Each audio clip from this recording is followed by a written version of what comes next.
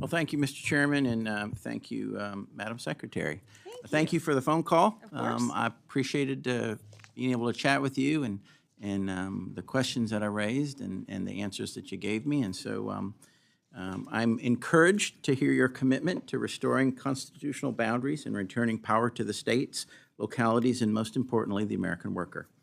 Today, we face a critical shortage of skilled labor in trades, manufacturing, energy, and other key industries where, while millions are burdened with student debt and degrees that really haven't led to better jobs. It's clearly time to rethink the federal workforce investment. Taxpayer dollars should fund results, not rhetoric. And that means cutting ineffective programs and tying funding to clear outcomes like job placement, earnings, and employer partnerships. It also means empowering the private sector. Employer-driven models with on-the-job training and real-world experience frequently outperform bloated federal programs. For too long, the federal labor policy has been shaped by sprawling, one-size-fits-all programs. I think you mentioned that in your statement. With regard to political allies, and it prioritizes DEI checklists over merit and funds nonprofits that have little to do with advancing real workforce development. I'm grateful that the Trump administration is reversing course, eliminating waste, and focusing on results. I'm especially encouraged by your support for apprenticeships and skilled trades, practical, debt-free paths to success. Federal policy must reflect that college isn't the only way up. Trade schools are phenomenal, and they have incredible graduation rates and job placement rates upon graduation. So I also share your concerns about Job Corps and the Senior Community Service Employment Program. These programs have been costly, ineffective, and in some cases unsafe. And the data is clear. You mentioned a study that y'all had done, and they're failing those they're meant to serve. So I thank you and I thank President Trump for eliminating the Job Corps in the budget request. Finally, I want to highlight your strong stand against rewarding illegal migration with unemployment benefits. It's unacceptable that American taxpayers are expected to subsidize policies that erode our national sovereignty and displace lawful workers. Your warning to governors on this front was well placed and necessary. Thank you. So, Madam Secretary, your recent warning to governors that states allowing illegal aliens to access unemployment benefits could lose federal funding. Can you provide an update on how you're enforcing that policy and what mechanisms are in place to stop the misuse of these benefits at the state level? No, thank you so much. This is such an important issue for the unemployment insurance trust fund to be whole for the people who need it most. And I think that's the biggest concern.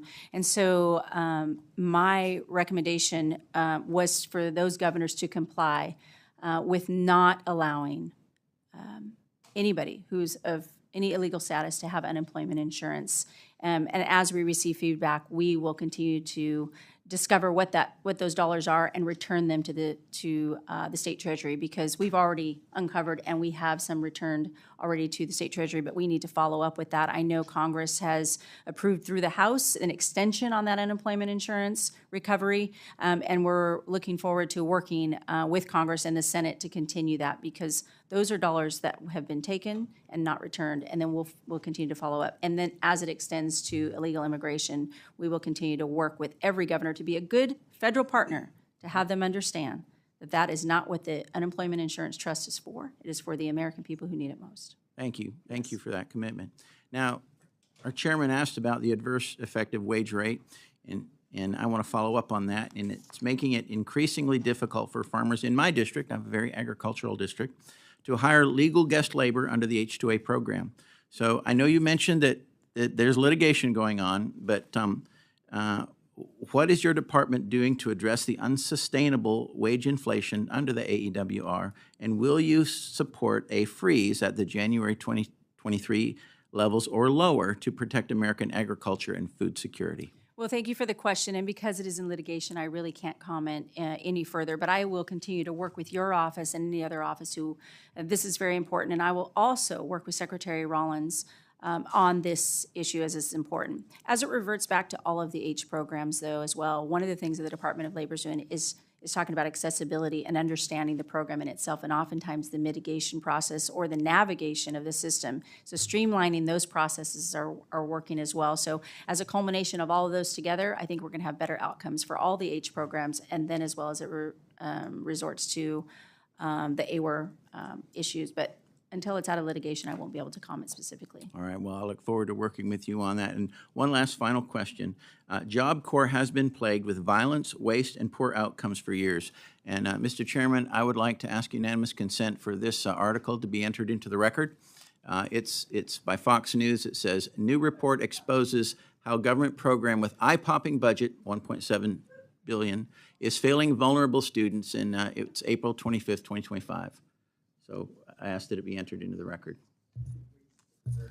All right, and so I just want to thank you for your bold action on Job Corps. Thank you. And is there any comment that you would like to make further about Job Corps and the decision by the If president? anybody needs any more assistance with their specific Job Corps numbers, I would like to offer that that is a public document. Right. But if there's anything else that I can get for you, please, I really want to work with each and every one of you on this issue, because that population is one that needs to be served, and how we do it more efficiently and effectively and keep our students safe and our workers safe is going to be a primary goal of the Department of Labor.